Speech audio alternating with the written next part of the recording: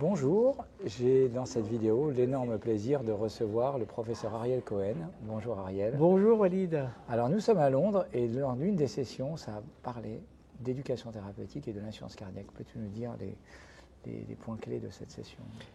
Oui, Walid, alors je pense que nos collègues ont en tête le fait que, à côté donc, de l'optimisation de la stratégie thérapeutique médicamenteuse et ou électrique des patients ayant une insuffisance cardiaque à fraction altérée, on a ces données maintenant solides qui améliorent le pronostic, c'est cette quadruple association. Il y a le problème de l'observance. En gros, est-ce que les patients prennent le traitement optimal? Alors, la démarche est d'éduquer, d'informer les patients et donc d'espérer améliorer cette optimisation du traitement au travers de l'enseignement des signes d'alerte et puis de leur dire voilà pourquoi il faut augmenter les doses jusqu'à la dose maximale tolérée. Et donc dans cette session, où il y avait d'ailleurs 3 présentations françaises, il y a eu une revue générale de la discussion autour de la pertinence de l'éducation thérapeutique, parce que vous savez que dans la plupart des méta-analyses, quelle que soit la stratégie, non invasive entre guillemets, télémonitoring ou invasive avec donc des cathéters implantés, il y a une amélioration du pronostic, donc en gros le taux de réhospitalisation à 1 an. Le taux de mortalité, c'est discuté parce qu'il y a des études qui disent oui, des études qui disent non, c'est normal puisque ça dépend de l'optimisation du traitement. Et c'était le moment en fait de faire le point là-dessus.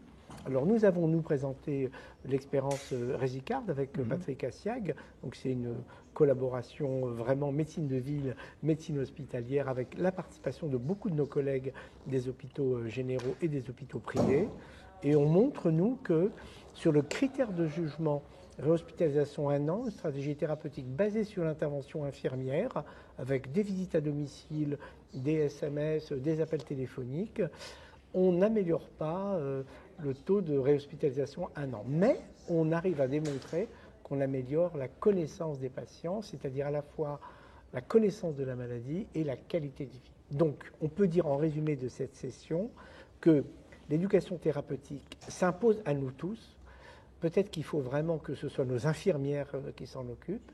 Et après, une petite déception que je vous livre, que j'ai présentée et que d'autres aussi ont décrit, c'est que le taux de patients prenant le traitement maximal toléré est faible. Je n'ose pas vous dire le chiffre, il est trop faible. Donc, la communauté des médecins, cardiologues et généralistes doit se mobiliser pour optimiser le traitement et donc aller jusqu'à la dose maximale tolérée. Et je crois qu'à ce prix-là, on peut espérer améliorer donc le pronostic et pas seulement le taux de réhospitalisation à 1 an pour insuffisance cardiaque.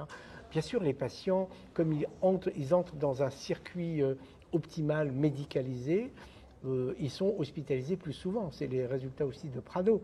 En gros, plus on s'occupe des malades, plus on les voit. Et donc, il n'y a pas de baisse du coût. Donc, il faudrait que aussi les autorités de santé comprennent cela.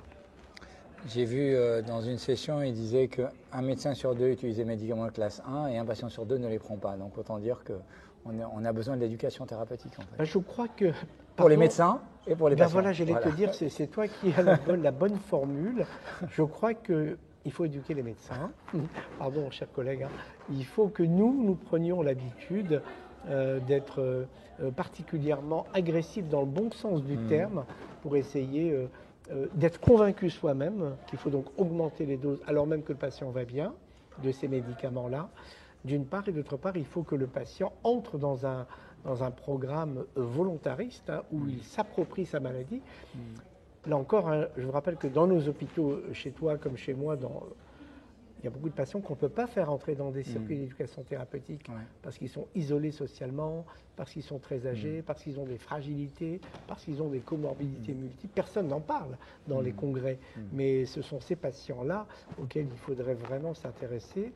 Et aujourd'hui, on n'a pas vraiment d'accès à eux. Donc déjà, développons toutes les démarches qui permettent d'optimiser le traitement médicamenteux et ou bien sûr le traitement électrique pour bien le surveiller et optimiser. Et ensuite, il faudrait arriver à diffuser cela et que tous les partenaires, médecins, infirmiers, pharmaciens, kinés, aides sociaux, tous ces collègues puissent se mobiliser autour de l'objectif unique qui est d'optimiser le traitement. Donc vraiment, la communauté médicale a un rôle très important à jouer. Un congrès comme ça, c'est aussi l'occasion de passer ces messages. Merci encore Ariel. Avec plaisir. Merci à tous.